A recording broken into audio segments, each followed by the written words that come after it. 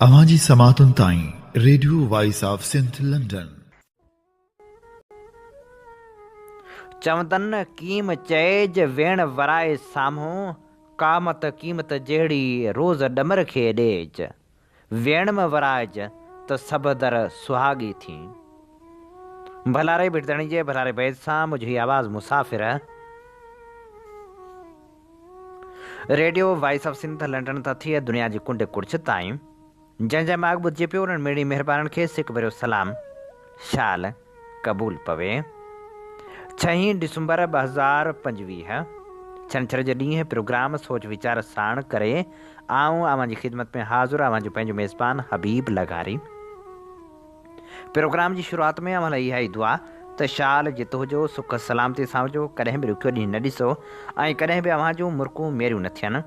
दुनिया जी कुंड कुड़छ में जिते बि रहो सिंध लाइ, सिंध वासियुनि लाइ ऐं दुनिया जे मज़लूम माण्हुनि लाइ जा खोड़ींदा रहो। शाल अवां जा ख़्वाब तहबीरनि सां लाऊं लही सघनि। वॾे इंतज़ार ऐं वफ़ाक़ जी ॻोठ नाथ खां पोइ नेठ 11हीं क़ौमी मालियाती कमीशन जो इफ़्तिताही इजलास थी गुज़रियो, जंहिंमें सिंध ऐं ख़ैबर पख्तूनख्वा जा वॾा वज़ीर नाणे वारे वज़ीर तौरु शरीक थिया, जॾहिं त बलूचिस्तान ऐं पंजाब जा नाणे वारा वज़ीर ऐं प्राइवेट मेंबर बि इजलास में शरीक हुआ। क़ौमी मालियाती कमीशन जे इजलास में नाणे वारी वफ़ाक़ी वज़ारत पारां वफ़ाक़ी मामरनि ख़ासि तौरु माली मामरनि ते ब्रीफिंग ॾिनी वई, जंहिंखां पोइ चइनी सूबनि पारां बि सूबाई माली सूरतहाल ते इजलास खे तफ़सीली ब्रीफिंग ॾिनी वई। इजलास में फ़ैसिलो कयो वियो त वफ़ाक़ ऐं सूबनि जे विच में वसीलनि जी विरासत लाइ वर्किंग ग्रुप क़ाइमु कयो वेंदो। सूबनि में टैक्स वसूली जे मामले ते बि वर्किंग ग्रुप क़ाइमु थींदो। अॻूणे फाटा जी ख़ैबर पख्तूनख्वा में इंतज़ाम ऐं फंड्स जे तइ ते बि ग्रुप ठहंदो। वफ़ाक़ ऐं सूबनि जे विच में वसीलनि जी विरासत जे मामले ते अथॉरिटी जनरल खां राय वठण जो बि फ़ैसिलो कयो वियो। वफ़ाक़ी हुकूमत माली मुतालबनि बदिरां सूबनि खां ख़र्चनि जा तफ़सील घुरिया, पर NFC इजलास में सिंध वफ़ाक़ खे ख़र्चनि जा तफ़सील ॾियण खां इनकार करे मौक़िफ़ इख़्तियार कयो त हीउ रेवेन्यू जो फोरम आहे, ख़र्चनि जो न आहे। तोड़े जो इजलास में फ़िलहाल वफ़ाक़ी हुकूमत सूबनि जे फंडनि में कटौती जी ॻाल्हि न कई, पर FBR टैक्स वसूलियुनि मां सूबनि खे 5% ॾियण जी मुखालफ़त करे छॾी। अवाम ॾातार आहे, अवाम टैक्स ॾिए थो तॾहिं मुल्क जो वहिंवार हले थो, पर FBR जे भंडार खे तकलीफ़ आहे ॼण उहो खातो उहा रक़म पंहिंजे खीसे मां ॾींदो हुजे। पाकिस्तान जे मालियाती ढांचे में NFC एवार्ड खे मरकज़ी हैसियत हासिलु आहे। उहो न सिर्फ़ु सूबनि जे माली हक़नि जी सुञाणप आहे, पर वफ़ाक़ ऐं सूबनि जे विच में एतमाद जी बुनियादी पुल पिणु आहे। 18वीं तरमीम हिन एवार्ड जे अंदरि सूबनि जे हिसे खे आइनी तहफ़ुज़ फ़राहम कयो, जंहिंसां वफ़ाक़ जी सवाबदीदी इख़्तियारनि ते हिकु ज़रूरी बंदिश लॻी। पर अफ़सोस जो वफ़ाक़ उहो चाहे थो त उन तहफ़ुज़ खे ख़तमु करे सूबनि जो हिसो घटायो वञे। 18वीं तरमीम खे रोल बैक करण जूं कोशिशूं रुॻो आइनी इनहराफ़ न पर सूबाई हक़नि ते सिधो हमिलो आहिनि। 18वीं तरमीम तहत जेके खाता सूबनि हवाले कया विया, उन जे बावजूदि वफ़ाक़ उन्हनि खातनि जा मुतबादिल खाता जोड़े पंहिंजी बालादस्ती बरक़रार रखण जी कोशिशि कई आहे। हाणे थियण ते इहो घुरिजे जो वफ़ाक़ आइनी पाबंदियुनि जो एतिराम करे 18वीं तरमीम जे रूह खे बहाल रखे सूबनि जे हिसे खे घटाइण या उन्हनि खां परॾेही कर्ज़नि, बेनज़ीर इनकम सपोर्ट प्रोग्राम या कंहिं ॿी मद में हिसो तलब करणु नाइंसाफ़ी आहे। मुनसिफ़ाणी मालियाती विरासत मुल्क जे सियासी, समाजी ऐं इक़्तिसादी इस्तेहकाम जी ज़मानत आहे। सूबाई हक़नि जो एहतराम वफ़ाक़ जो फ़र्ज़ु आहे। हाणे जॾहिं सुभाणे सॼी सिंध सक़ाफ़त जो ॾिहाड़ो मल्हाए पई, तॾहिं सुवालु इहो आहे त सक़ाफ़त जो ॾिहाड़ो कीअं मल्हायो वञे। उस्ताद जावेद अहमद हकड़ो लिखे थो त सिंध जे इतिहाद जो ॾिहाड़ो हिन साल पंजनि स्कूलनि में वञी मल्हायूं। जेतिरो थी सघे पंहिंजे स्कूल जी संभाल करियूं ऐं पंहिंजे क़ौम जी जहालत जी ऊंदाही वाट खे रोशन बणायूं। स्कूलनि में मौसमी शिदत खां बचाव लाइ कुझु करियूं। नियाणियुनि जे स्कूलनि जी निगरानी करियूं, उन्हनि खे तालीम सां आरास्ता करियूं, उन्हनि जूं बुनियादी घुरिजूं पूरियूं करियूं ऐं उन्हनि खे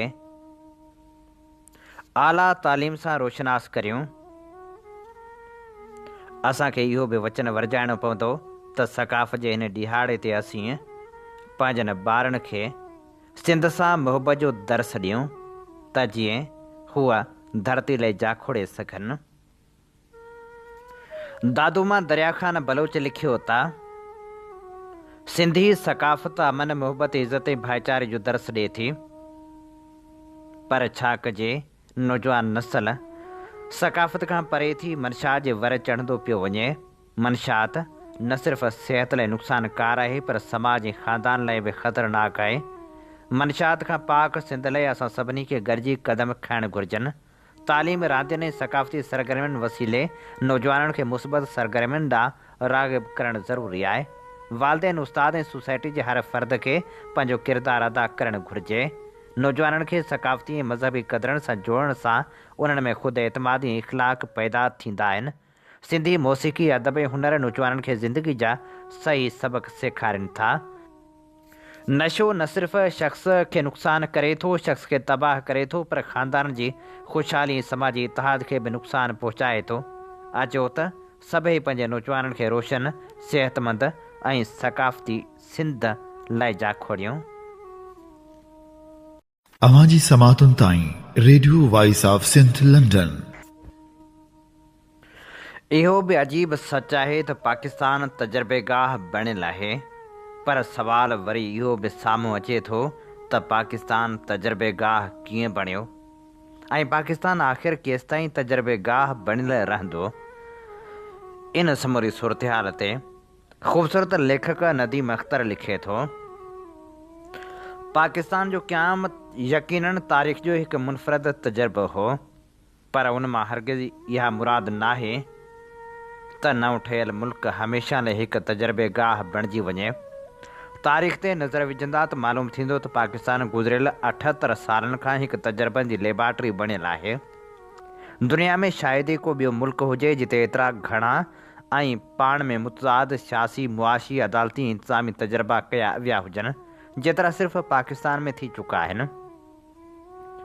मुल्क जे शुरूआती 11 सालनि में ई 7 वज़ीर अज़म तब्दील थियण जा तजर्बा कया विया।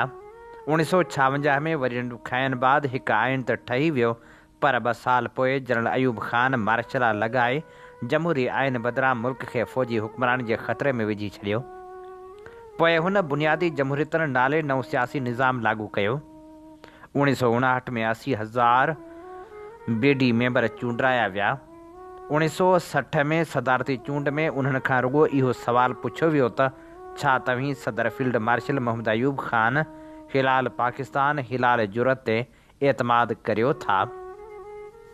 96% मेंबरनि हा में जवाबु ॾेई खेनि सदर चूंडे छॾियो। 1962 में अयूब ख़ान सदारती आइन मढ़े छॾियो। 1965 जी सदारती चूंड में मोहतरमा फ़ातिमा जनाह गॾियल अपोज़िशन जे सहकार सां मुक़ाबले में बीठी। वॾी अवामी हिमायत हुजण बावजूदु खेसि कामयाबु थियणु न ॾिनो वियो। उन्हनि तजर्बनि जे नतीजे में ओभर पाकिस्तान में महरूमी वधंदी वई ऐं हीउ फ़ौजी तजर्बो 1971 में बांग्लादेश ठहण सां ख़तमु थियो। रहियल पाकिस्तान में 1973 जो वफ़ाक़ी पार्लियामानी आइन तरतीब ॾिनो वियो ऐं थोरो वक़्तु सिविल हुक्मरानी जो आयो, पर 1977 में जनरल ज़ियाउल हक़ मुल्क जी पहिरीं चूंडियल हुकूमत खे हटाए वज़ीर अज़म जो अदालती क़त्ल करायो। बुनियादी हक़ सल्ब कया विया। मज़हब जी आड़ में इक़्तिदार खे डिघो कयो वियो ऐं मुल्क खे इस्लामाइज़ेशन जी तजर्बेगाह बणायो वियो। 1988 में ज़िया जी वफ़ात सां उहो तजुर्बो ख़तमु थियो। ज़िया खां पोइ 11 सालनि ताईं ताक़तवर हल्का पसे परदा रहंदे नवाज़ शरीफ़ ऐं बेनज़ीर भुट्टो खे हुकूमत में आणण ऐं हटाइण जा तजर्बा कंदा रहिया। 1999 में कारगिल बहिरान खां पोइ जनरल परवेज़ मुशर्रफ़ इक़्तिदार ते कब्ज़ो करे वरितो ऐं 9 सालनि ताईं हुक्मरानी कंदे आइनी तरमीमनि, किंग्स पार्टी, अदलिया जी मदद ऐं बाइख़्तियार मकानी इदारनि ज़रिए मॉडर्न फ़ौजी हुकूमत जो तजुर्बो कयो। 2006 में ॿिन्ही वॾियुनि पार्टियुनि मिसाक़ जमहूरियत ते दस्तख़त करे असुल आइन बहाल करण जो अज़म कयो। शहीद बेनज़ीर भुट्टो जी शहादत खां पोइ 2008 में चूंडूं थियूं ऐं पीपल्स पार्टी हुकूमत ठाहे वरिती। जमहूरी हुकूमत खे दबाव में रखण लाइ हिन भेरे अदालती एक्टिविज़म जो तजुर्बो शुरू थियो। वज़ीर अज़म यूसुफ रज़ा गिलानी ऐं उन खां पोइ नवाज़ शरीफ़ खे नाअहल करायो वियो। त हूंदे बि ॿिन्ही पार्टियुनि जी दानाई सबबि 2 मुकमल पार्लियामानी दौर पूरा थिया। पर जॾहिं ॿिन्ही पार्टियुनि हिक ॿिए जे मैंडेट जो एतिराम शुरू कयो त इहा ॻाल्हि ताक़तवर हल्कनि लाइ ख़तरे जी घंटी साबित थी। तंहिं करे 2018 में हाइब्रिड निज़ाम जो तजुर्बो कयो वियो, जेको 4 साल बि न हली सघियो ऐं 2022 में ख़तमु थी वियो। अप्रैल 2022 खां 16 महीना PDM जी 13 पार्टियुनि वारी हुकूमत जो तजुर्बो हलंदो रहियो।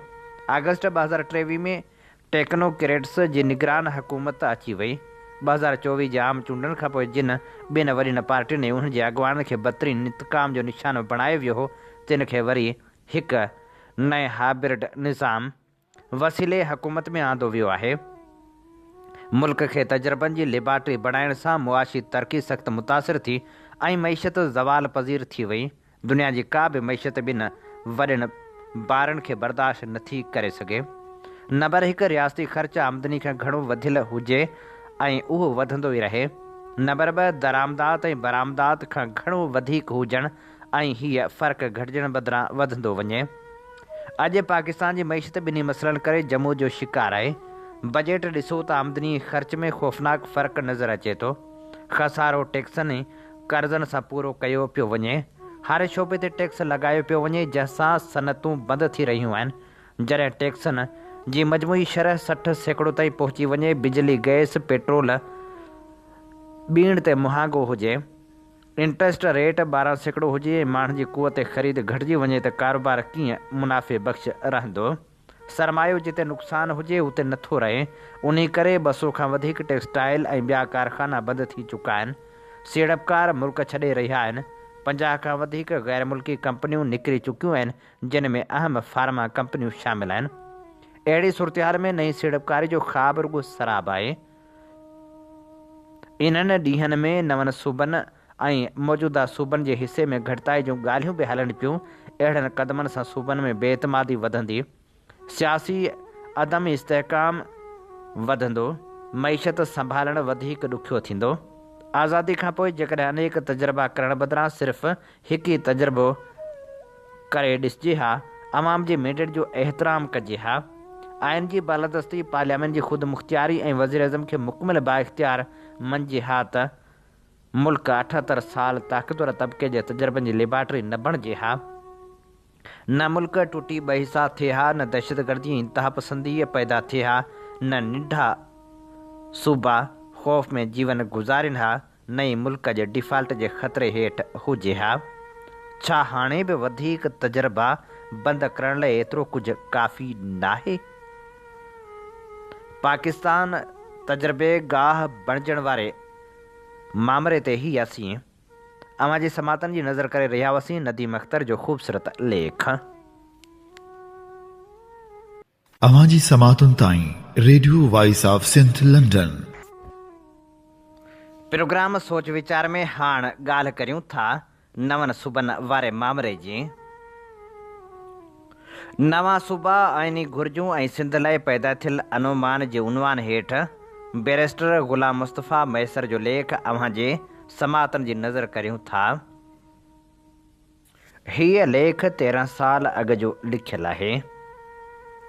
कुझु हफ़्ता अॻु जॾहिं सिरैकी हज़ारा जे सूबनि जे क़याम लाइ क़ौमी असेंबली में 20हों तरमीमी बिल पेश कयो वियो त हितां जे लसानी धुरियुनि खे पंहिंजे मुताले हेठि रखंदड़ सिंधी सञाहवंदनि हिकु भेरो ॿीहर सोचणु शुरू कयो त हीअ ओचितो ई ओचितो हिननि हमराहनि खे वरी मज़लूम सिरैकी हज़ारा इलाइक़े में रहंदड़ हिंदको ॻाल्हाईंदड़ आबादी सां वरी कहिड़ी हमदर्दी जागी पई आहे जो मुड़ुस सफ़ा हथनि मां निकिरियो बीठा आहिनि। मगर जीअं हमेशह थींदो आहे, हिन भेरे बि ॿिली तुरती पंहिंजे थेले मां निकिरी आहे। जॾहिं मुतहदा अॻवान हैदर अब्बास रिज़वी इहो बयानु ॾिनो त उन बिल जो इतलाक़ चइनी सूबनि जे हद बंदियुनि खे नए सिरे जोड़जग करण सां आहे, यानी चइनी सूबनि खे कटे सटे नवां सूबा ठाहे सघजनि था। थैली मां निकितल उन ॿिली सिंध जे फ़हम ऐं शऊर जे बंबोर खे बाहि ॾेई छॾी ऐं सॼी सिंध गणती में वठिजी वई। जीअं त हीअ ताज़ी शरारत ऐं चालाकी पकड़जी पई आहे, जंहिं 20 तरमीम पेश कंदड़नि खे पोइ ते हटण ते मजबूर कयो आहे। मगर पोइ बि मुतहदा मुल्क जे आइन जे आर्टिकल 239 जी ज़ीली शक 4 में तरमीमी बिल खे नोचे रही आहे। MQM सिंध बाबति छा सोचे रही आहे, इहा ॻाल्हि सम्झणु कॾहिं बि को ॾुखियो कमु न रहियो आहे, छो त उन जा कुझु ठोस ऐं वाज़े सबब आहिनि। मुतहदा जेतिरो ॻाल्हाईंदी आहे उन मां एतिरो त वाज़े थी वेंदो आहे त उन जूं के बि ॻाल्हियूं राज़ न रहंदियूं आहिनि। जेकॾहिं उन जे बावजूदि बि जेकॾहिं को शख़्स उन जे एजेंडा ऐं मक़सद खे सम्झण में कंहिं क़िस्म जे अबहाम ऐं ग़ैर यकीनी जो शिकार आहे त उन शख़्स में फ़हम ऐं फ़रासत जी कमज़ोरी हूंदी। ॿियो त उन में ख़ुदि मुतहदा जो अमल दख़ल आहे, छो त हीअ पार्टियूं एतिरो त ॻाल्हाईंदियूं आहिनि जो ॻाल्हियुनि जो हिकु पूरो समुंड तख़लीक़ थी वेंदो आहे ऐं उते ई कमज़ोर फ़हम रखंदड़ माण्हुनि लाइ मसइलो पैदा थी वेंदो आहे, छो त समुंड में बीही रुख़ या तरफ़ जो तयन करणु हिकु इंतिहाई ॾुखियो अमल आहे।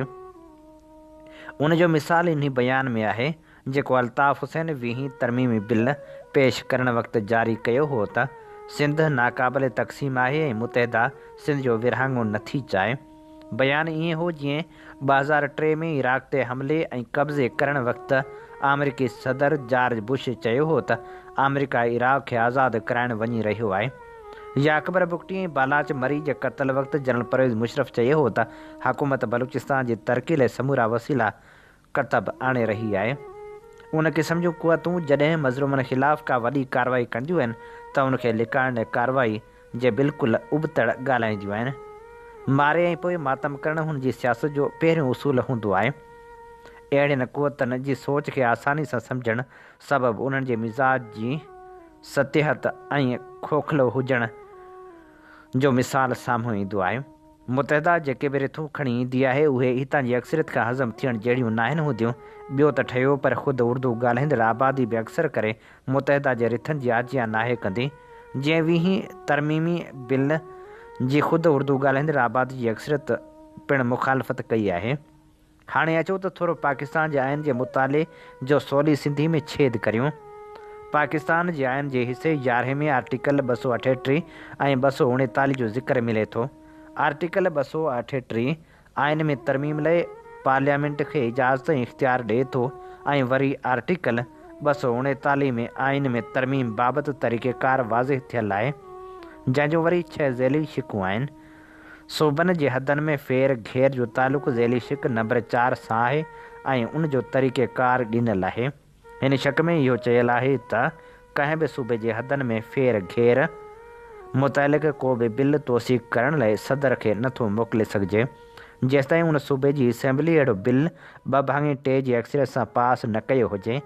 पर उन्हनि लफ़्ज़नि जी माना ऐं मफ़हूम छा आहे, उन जो मतिलबु इहो आहे त को बि धार सूबो वजूद में नथो अची सघे। अलबत्ता सूबनि जे हदनि में रिवायती ऐं मामूली फेर घेर करे सघिजे थी, यानी कंहिं बि सूबे जा कुझु हिसा ॿिए सूबे में ज़िम करे सघजनि था, वग़ैरह वग़ैरह। जीअं बलूचिस्तान जा पश्तून हिसा ख़ैबर पख्तूनख्वा में शामिलु करे सघजनि था, बलूचिस्तान जा सिंधी हिसा सिंध में शामिलु करे सघजनि था, या पंजाब जा बलोच हिसा बलोच इलाइक़ा बलूचिस्तान में शामिलु थी करे सघजनि था, पर उनखां अलावा ॿी का बि हथ चुरांद नथी करे सघिजे। आर्टिकल 239 जो वरी दायरेकार बि महदूद आहे, यानी उन में का बि अहिड़ी तरमीम नथी करे सघिजे जंहिंजे करे वफ़ाक़ जे बुनियादी ढांचे ऐं जोड़ जक में का वॾी रद्द अमल या ॾफेड़ पैदा थिए। वाज़े रहे त पाकिस्तान नाले वफ़ाक़ बुनियादी तौर ते चइनि सूबनि जी तख़लीक़ कयल मुआदे जो नालो आहे ऐं कंहिं बि हिकु यूनिट में बुनियादी तब्दीली सॼे वफ़ाक़ खे लोॾे छॾींदी ऐं पूरो वफ़ाक़ धड़ाम सां अची पट पवंदो। तंहिं करे पार्लियामेंट खे तरमीम करण जी लामहदूद आज़ादी ॾिनल नाहे जो मुर्गो मुल्क जे बुनियादी खदोखालनि जो तानी पेटो तोड़ फोड़ जो शिकार थी वञे। नवां सूबा ठाहिणु पाकिस्तान जे वफ़ाक़ जे बुनियादी खदोखालनि सां हिकु ख़तरनाक क़िस्म जी शर अंगेज़ी आहे।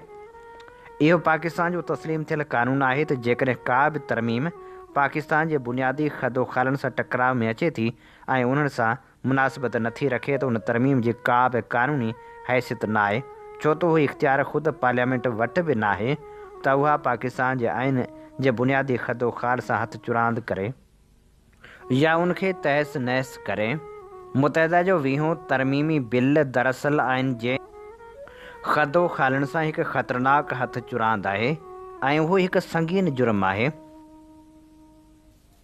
पाकिस्तान जे आला अदालतनि खे इहे इख़्तियार मिलियल आहिनि ऐं उहा उन्हनि जे फ़र्ज़ ऐं ज़िम्मेवारी में शामिल आहे त हू कंहिं बि क़ानून या तरमीम खे रद्द करे सघनि थियूं जेकॾहिं हुननि जी नज़र में अहिड़ो क़ानून ऐं तरमीम पाकिस्तान जे बुनियादी खदो खालनि सां टकराव में अचे त वाज़ह रहे त बरतानिया जे उबतड़ पाकिस्तान जो आइन अमरीकी वफ़ाक़ वांगुरु आहे जिते पार्लियामेंट जे इख़्तियारनि खे महदूद कयो वियो आहे ऐं आला अदालतनि खे वधीक ताक़तवर कयो वियो आहे। ताक़त जे उन तवाज़न पुठियां इहा सोच आहे त वफ़ाक़ में जीअं त हिकु सूबे जी अक्सरियत आहे उन लाइ पार्लियामेंट खे लामहदूद इख़्तियार नथा ॾेई सघजनि छो त उन सां वफ़ाक़ न हली सघंदो। बरतानिया में पार्लियामेंट खे लामहदूद इख़्तियार मिलियल आहिनि छो त बरतानिया को वफ़ाक़ नाहे ऐं हूअ हिकु वहदानी रियासत आहे। सिंध हिकु तारीख़ी वतन रहंदो पिया आयो आहे ऐं हीअ हिकु अज़ीम क़ौमी वहदत आहे। सिंधी हिकु क़ौम आहिनि ऐं हूअ पंहिंजे तारीख़ी हक़ ख़ुदि इख़्तियारी जो हक़ रखनि था। उन हक़ जो इस्तेमालु कंदे सिंध पाकिस्तान में शामिल थी हुई ऐं उन एतबार सां सिंध पाकिस्तान जी ख़ालिक़ आहे। सिंध जी क़ौमी तारीख़ ऐं क़ौमी वहदत जो तस्वर सिंधियुनि जी नफ़्सियात ऐं तहतुल शऊर में हिकु अहम ऐं मरकज़ी हैसियत रखे थो जंहिं करे सिंध जी वहदत ख़िलाफ़ु थींदड़ साज़िश खे सिंध पंहिंजे वजूद ते हिकु वार सम्झी थी। पर छा मुतहदा खे उन ॻाल्हि जो को अहसासु आहे? बदकिस्मती सां उन सवाल जो जवाबु न में आहे। पाकिस्तान जे ठहण खां पोइ जेका लॾ प्लान थी तोड़ जो उन लॾ प्लान जो कंहिं बि तारीख़ी ऐं क़ानूनी दस्तावेज़ में को बि ज़िक्र कोन हुयो पर ख़ुश फ़हमी सां हींअर सिंध मुख़्तलिफ़ आहे। सिंधी मुतहदा जे मुक़ाबले में वधीक मुतहद ऐं ताक़तवर आहिनि। सिंधियुनि जी ताक़त जो राज़ उन्ही में आहे त हींअर हू जाॻियल आहिनि। भाॻे जो जाॻियल हुजण ई हुनजी ताक़त ऐं तवानाई जो दलील हूंदो आहे ऐं ॿियो त हू सिंध जी वहदत बाबति कंहिं बि क़िस्म जा ॿराया नथा रखनि। टियों त ख़ुदि उहे क़ुवतनि में हाणे उहो पुराणो दम ऐं ख़म बि नाहे रहियो। सिंधियुनि सां सिधे मुक़ाबले में अची वजूद जो तितर तेज़ी सां उॾाईंदड़ उहे क़ुवतूं पंहिंजे जोबनि जा ॾींहं ख़ैरनि सां गुज़ारे चुकियूं आहिनि ऐं हाणे हू आलमी ॾेही इस्टेब्लिशमेंट जे रहम करम ते पंहिंजी हयाती जा बाक़ी ॾींहड़ा गुज़ारे रहियूं आहिनि। पर चवंदा आहिनि त पुराणियूं आदतूं मुश्किल सां ख़तमु थींदियूं आहिनि। अहिड़ी तरह उहे क़ुवतूं बि आहिनि जे आर्टिकल 239 जे ज़ेली शिक 4 सां तरमीमी बिल जी चिणग बारे पंहिंजी पुराणी ॿाड़ पूरी करे रहियूं आहिनि। मिर्ज़ा ग़ालिब ई त चयो हो, हज़ारों ख्वाहिशें ऐसी कि हर ख्वाहिश पे दम निकले, बहुत निकले मेरे अरमान लेकिन फिर भी कम निकले। ही को भोग नाहे जो कंहिं खिल में टारियो वञे पर हिन वक़्तु हिकु भवाइती सूरतहाल आहे। बरे सग़ीर जे जंहिं ख़िते में पाण रहूं पिया उहो तेज़ी सां हिकु फ़ैसिलाती सूरतहाल खे मुंहुं ॾेई रहियो आहे।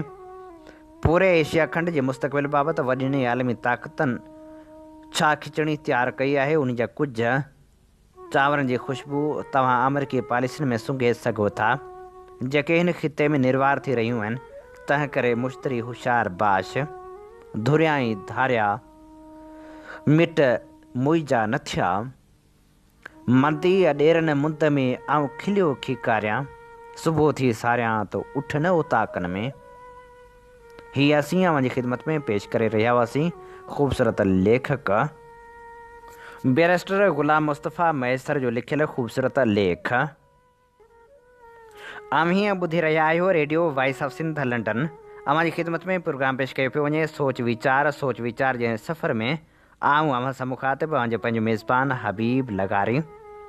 जीअं तव्हीं ॼाणो था त असीं radio voice of Sindh London तां अव्हांजी ख़िदमत में उहे प्रोग्राम पेश कंदा आहियूं जिन में सचाई जा सॾ हूंदा आहिनि, जिन में तारीख़ जा अमुल वर्क हूंदा आहिनि। असीं चाहियूं था त हीउ सफ़र सफलता माणे जंहिं लाइ असांखे अव्हांजे साथ ऐं सहकार जी ज़रूरत आहे। अचो इन सफ़र में असां सां हमक़दम बणिजो। अवांजी समातुनि ताईं radio voice of Sindh London. Program सोच वीचार में हाणे अव्हांजे समातनि जी नज़र करियूं था ख़ूबसूरत लेखक आसिफ़ रज़ा मोरियो जो लिखियल लेख जंहिंजो उनवान आहे माठ जी चादर वेढ़ियल सिंधियुनि में हिकु जाॻियल यगानो इनाम सिंधी। हूअ वतंदो आहे तुंहिंजे मुंहिंजे लाइ विढ़ंदो, पंहिंजे पराए गुम थियल घर भातियुनि लाइ जलसा जुलूस जोड़ींदे पंहिंजे कंध में क़ैद जा कंठा पाईंदो। हूअ वतंदो आहे सिंध जे माण्हुनि लाइ हड़ा वड़ा लीलाईंदो, जाखोड़ींदो ऐं छेड़ींदो। हूअ वतंदो आहे पंहिंजे नओं नियापो किताब घर जे प्लेटफार्म तां न रुॻो पंहिंजा परवा किताब छपराईंदो, पर समाज में जहालत ख़तमु करण ऐं किताबनि जो शौक़ु वधाइण लाइ उन्हनि खे मुफ़्त में विरहाईंदो ऐं पढ़ाईंदो। हू वाहिद अहिड़ो सिंधी मूं ॾिठो आहे जंहिं ॿियनि जा घर घाट बचाइण लाइ पंहिंजा अङण आरा दाव ते लॻाए छॾिया ऐं ॿियनि जे बचनि जी सलामती लाइ पंहिंजा बचा तकलीफ़ में विधा। ॿियनि जे सुखनि लाइ पंहिंजूं नींडूं फिटाए जीवन वेहत ऐं सुख जा सौदा सुरनि सां कया। मूं पंहिंजी ज़िंदगी में अहिड़ो बेज़रर पुरखलूस ज़मीर वारो रोशन ख़्याल ऐं इंसान दोस्त माण्हू कोन ॾिठो आहे। सिंध सभा जो सरपरस्त हीअ सिंधी इनाम सिंध वासियुनि लाइ दहशत बणियल तबिकनि लाइ हिकु अहिड़ो दहशत गर्द आहे जिते न रुॻो पंहिंजी जनम भूमि खे पर सिंध जे हर शहरी खे नाज़ आहे ऐं रहंदो जो ही उन्हनि अनेक माण्हुनि मंझां आहे जिन पंहिंजी मिटी जो कर्ज़ चुकायो आहे। कुझु महीना अॻु मुंहिंजे दोस्त लक्ष्मण रहमतपुर मां फ़ोन कई त को हमरा 100-150 किताब खपाए थो। मां किताब दोस्त आहियां ऐं हड़ा वड़ा पैसा बचाए सिंधियुनि जूं थियल पुराणियूं हुनरमंदियूं ऐं किताब ख़रीद कंदो रहंदो आहियां। लक्ष्मण वटि पुगम त किताब ॾेखारियईं ऐं मूं खेसि ॿुधायल क़ीमत ॾेई। मां किताबनि जहिड़ी शइ लाइ क़ीमत जी लह विचड़ कोन कंदो आहियां। उहे किताब खणी अची मां पंहिंजी लाइब्रेरी जी ज़ीनत बणाया। उहे किताब मां रोज़ु ॾिसंदो आहियां ऐं रोज़ु इनाम जा सिंध ऐं सिंध ते थियल भलाई जा भाल ॾिसी खेसि दुआ कंदो आहियां। उन्हनि किताबनि जो अघु 73 हुयो, पर उन्हनि किताबनि मुतलिक़ हैरत अंगेज़ ॻाल्हि इहा हुई त उहे समूरा किताब हिकु इदारे नओं नियापो एकेडमी तरफ़ां छपायल हुआ, जेको असांजे दोस्त इनाम सिंधी जो शानदारु इदारो आहे। इनाम सिंधी सिंध जे बेशुमार नंढनि वॾनि अदीबनि खे छापियो, जिन में शेख अयाज़, ज़ाहिद शेख, अज़ीज़ किंगराणी, उमर काज़ी, नसीर मिर्ज़ा, इनाम शेख, MH पहवर, सिराज कृष्ण चंद्र, खोलाराम हंस, अल्ताफ़ शेख, गुलहसन कलमती, तारकाल मबड़ो, GM सैद, ज़ुल्फ़कार कलोड़ो, रोची राम, मुमताज़ महर, हलीम बिरोही, कला प्रकाश वग़ैरह शामिल आहिनि। इनाम सिंधी तमामु ॾाहो माण्हू आहे जंहिंजी समूरी उमिरि अदब ऐं इल्म परवरीअ जी प्रचार कंदे गुज़रे। हुनखे सिंध ऐं सिंधियुनि सां इश्क़ आहे ऐं पंहिंजे महबूबनि लाइ हीउ जवान समूरी उमिरि पतोड़ींदो रहियो। एतिरे ताईं जो न रुॻो पंहिंजा ख़्वाब ऐं जवानी पर घर ॿार बचनि खे नज़रअंदाज़ करे पाण अदब दोस्ती ऐं सिंध परस्ती लाइ अॾो जबल बणिजी सिंध ॾांहुं ईंदड़ कोसे हवाउनि खे रोकण जी कोशिशि कंदो रहियो। सिंध सां इश्क़ जे पादाश में हज़ारे समाजी ऐं ज़ाती सहुबतूं सठाई, घर घाट जी लाचारी भोॻे बचड़नि खे बुखनि में पाह कयाई, सिंध ऐं सिंधियत सां नातो हर हाल में निभाईंदो रहियो। इनाम सिंधी हिकु रज़मिया दास्तान आहे, हिकु सुपर हीरो आहे, हिकु जदोजहद आहे, हिकु वॾी आत्म कथा आहे ऐं हिकु वेकुरो मुहाज़ आहे। जिते केतिरियूं कहाणियूं सर्जी सघजनि थियूं त केतिरियूं डॉक्यूमेंट्रियूं पिणु ठही सघजनि थियूं। हूअ मंज़र ते आयल ऐं पस मंज़र वारी तमामु वॾे नालनि खां वॾो नालो आहे।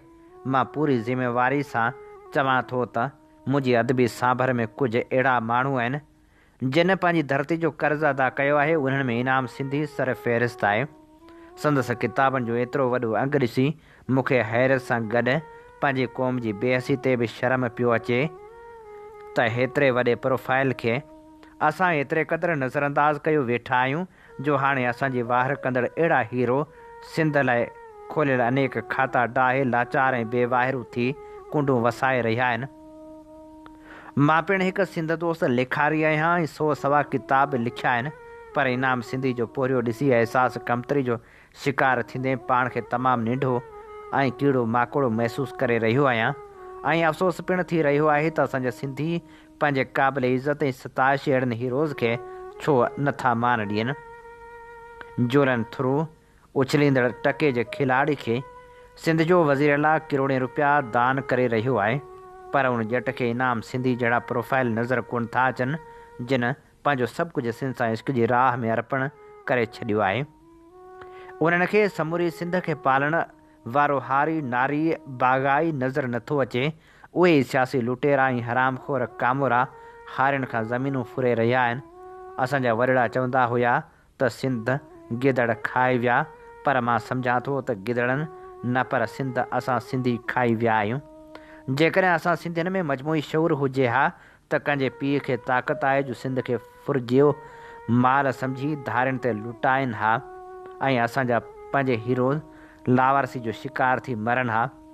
सिंध ई सिंधियुनि सां प्यारु कंदड़ मूंखे पाण ई पाण जहिड़े ॿियनि सिंधियुनि खां बि सदायूं उहा शिकायत रही आहे त जिन माण्हुनि हर बुरे वक़्त में असां तव्हांजे प्रघोर लही असांजे हक़नि लाइ पाण पतोड़ियो आहे, असां सिंधियुनि मजमूई तौर ते उन जी सार कॾहिं कोन लधी आहे। असांजे छड़ विछड़ थियण पोइ ते पवण ऐं नाकारी हुजण जो इहो ई सबबु आहे त असां पंहिंजे हीरो जो क़दुरु कोन कंदा आहियूं। हीअ अव्हांजे समातनि जी नज़र करे रहिया हुआसीं आसिफ़ रज़ा मौर्य जो लिखियलु ख़ूबसूरत लेख। इन ते प्रोग्राम सोच वीचार जो वक़्तु पुॼाणी ते पहुचे थो। पंहिंजे मेज़बान हबीब लगारी खे इन साॻी दुआ सां ॾींदा इजाज़त। वसे भिट तुंहिंजी भलारा सदा सदा देस परदेस सारा वसनि, कॾहिं सींद सिंजी न मेरी थिए, कॾहिं मोड़ कंहिंजा न मुरझाए अचनि। अवां जी समातुनि ताईं radio voice of Sindh London